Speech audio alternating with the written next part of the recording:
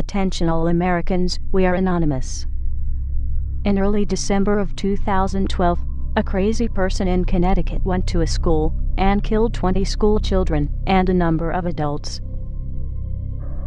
The attack in a theater in Colorado was the act of a crazy person. There are always some crazy people, and there are already laws in place making it illegal for them to obtain or to use them.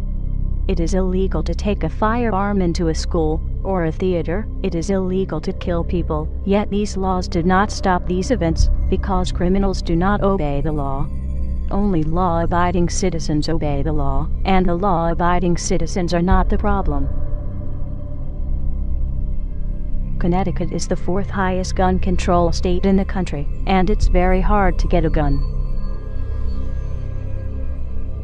Chicago and New York have the highest crime rates, and each has had total gun bans for years, yet gun violence increased.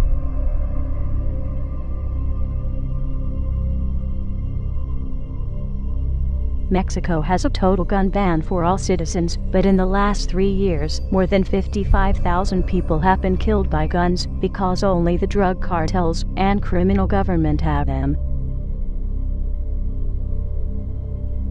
Throughout history, authoritarian governments have used gun violence as an excuse to take people's firearms and control their population. This is exactly what Adolf Hitler did to disarm the German people, and look at the atrocities his administration did. Obama has been working hard to try and ban all semi-automatic weapons and shotguns, while at the same time increasing the weapons and firepower that police and government agencies have. Within minutes of the Connecticut shootings, politicians were on the state-run media saying it was time to get rid of the guns, and they will be talking about it for weeks to come. The Obama administration and his government-funded media have been promoting this idea for months. Every time there is a shooting performed by a crazy person, the media talks about it non-stop for weeks or months. But when there is an illegal or unlawful shooting by police that does not fit Obama's agenda, the story is barely mentioned, such as some of the following cases. August 2nd, 2012. Travis Carter was shot in the head while handcuffed in a patrol car in police custody. Police claim he hid the gun and shot himself, even though he already told his girlfriend they would go to a movie when he got out.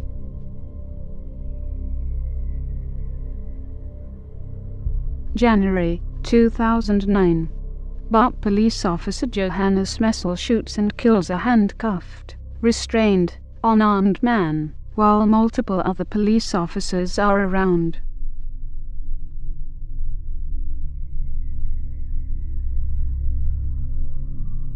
August 2012. A man at the Empire State Building has killed a co-worker, and the police showed up and unleashed a hail of gunfire at the man, killing him, and the police bullets also injured many pedestrians.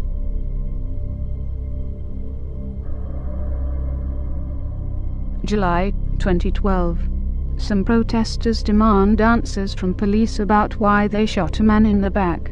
The police responded on the crowd of protesters that had many children under the age of 10 with rubber bullets and attack dogs.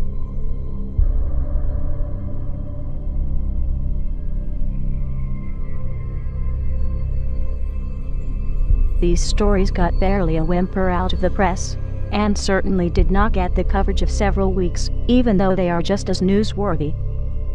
In addition, are the other major violent crimes where firearms were not even used.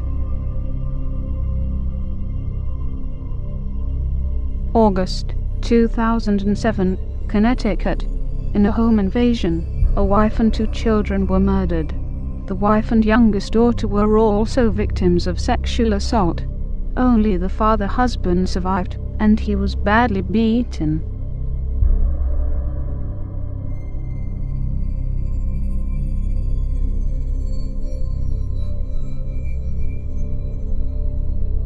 October 2012. A mother and her 2 children were brutally murdered in California home. The suspect did not choose a firearm.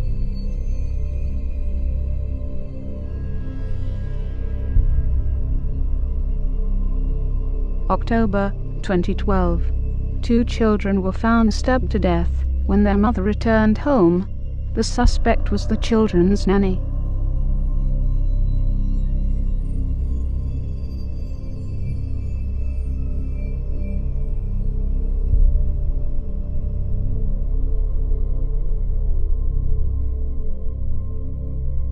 September 2012. Siblings' throat slit by intruder.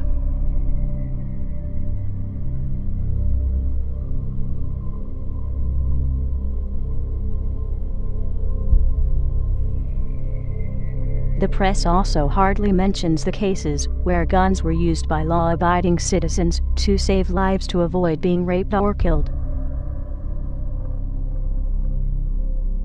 October 2012. 12-year-old Oklahoma girl shoots home intruder to protect herself after she tried to evade them.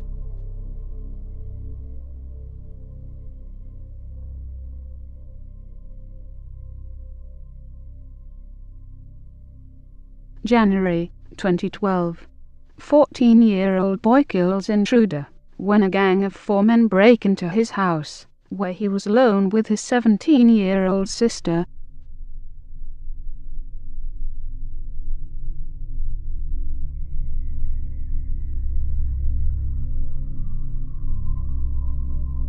Many would have you believe that guns are the cause of violence, but that is like saying fat people are obese because they have forks and spoons. It is caused by the person that commits the acts, not the instrument they used. If guns were the cause of the violence, then the police would be committing more violence with guns and would need disarmed instead of being more heavily armed. And the military and National Guard should never be used to perform law enforcement duties. Other Anons and many other people, including Alex Jones and many others, have provided lots of evidence over the years to these facts. It has been known, predicted by many for several months, and in some cases years, that Mr. Obama's intentions are to confiscate all firearms, or at least as much as he can, to make it easier to usher in a fascist police state, to establish a one-world government, and under a one-world currency system. It was a tragedy in Connecticut, where the school children were murdered by a crazy person, and, as we have demonstrated in this video, there are countless cases where the press did not report on it as much, because it was not on a political agenda.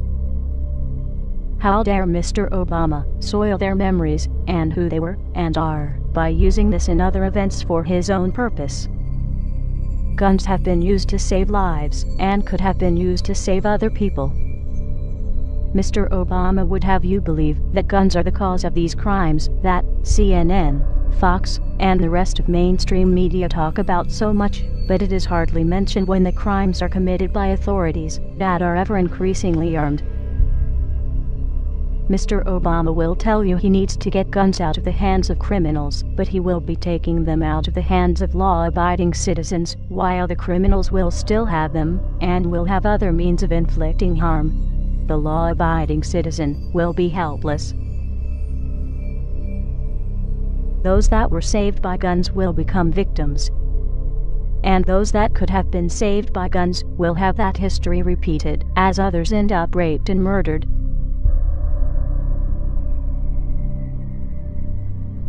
Mr. Obama, the Second Amendment of the U.S. Constitution does not talk about an army. That is covered elsewhere in the Constitution. It does talk about a well-regulated militia, which is made up of civilians with their own weapons. The Second Amendment of the U.S. Constitution does not talk about protecting government or government resources, but it does talk about being necessary for the security of the free state. The Second Amendment of the U.S. Constitution does not say a single word about hunting or sport, but it does say, "The people's right to keep and bear arms shall not be infringed." To the American people, as many laws have been banning firearms in cities such as Chicago, New York, and Washington, D.C., have been implemented, and, as the courts get them, they are now being overthrown as unconstitutional.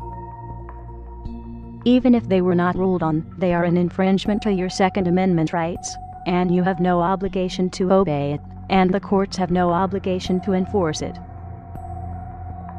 No one is bound to obey an unconstitutional law, and no courts are bound to enforce it. Mr. Obama, as the chief law enforcement officer of the country, you are responsible for the conduct of those under your command. There will be no further tolerance of any of the following: any act to infringe on any of the Bill of Rights, as identified in the U.S. Constitution. Any act to seize or locate any firearms or ammunition. Any act to control the ownership of firearms or ammunition. Any act to control the manufacturing or sales of firearms or ammunition. Any act to document ownership, purchases, or attempts to purchase firearms or ammunition. Any act to deploy or stage for deployment any military forces or government employees or agents thereof, for the purpose of asserting control over the population, or the rights of the people, or the states, as defined in the U.S. Constitution, such as would be used in martial law. Any act to write, form, negotiate, enter into, or comply with any international treaty that would or could do any of the points mentioned previously. Read versus Covert 354 U.S. 1, 1957. Treaties do not confer powers not authorized by Constitution.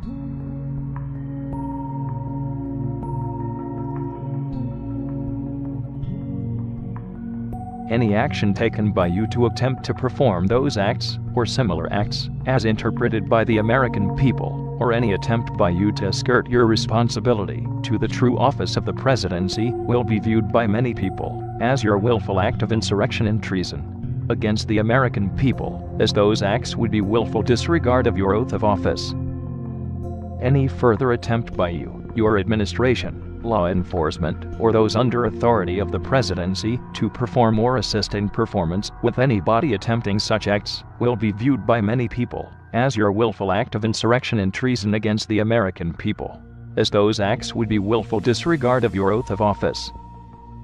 Any further attempt by you, your administration, law enforcement, or those under authority of the presidency to do any of those acts mentioned, or anything similar, will be viewed by many people as your willful act of insurrection and treason against the American people, as those acts would be willful disregard of your oath of office. Upon such acts, it is the responsibility of the Vice President and Cabinet members to immediately exercise their authority under the 25th Amendment of the U.S. Constitution to remove you from office.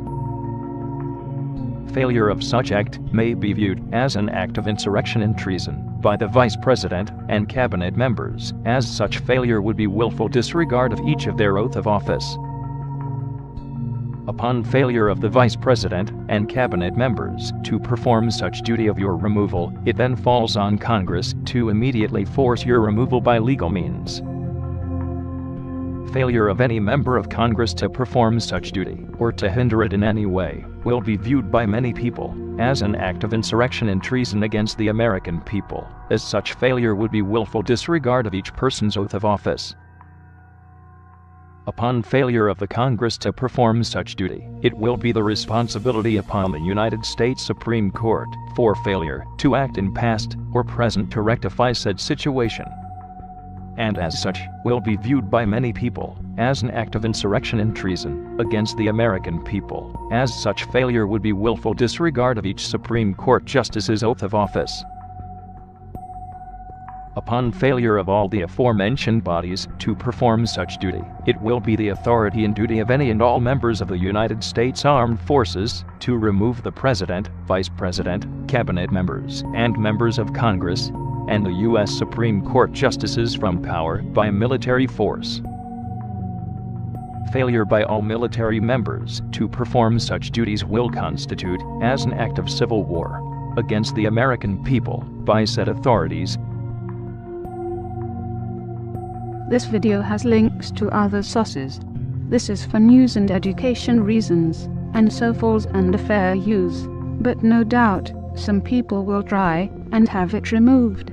Download it and re-upload it, or pass it along. Let the truth be known. We are anonymous. We do not forgive. We do not forget.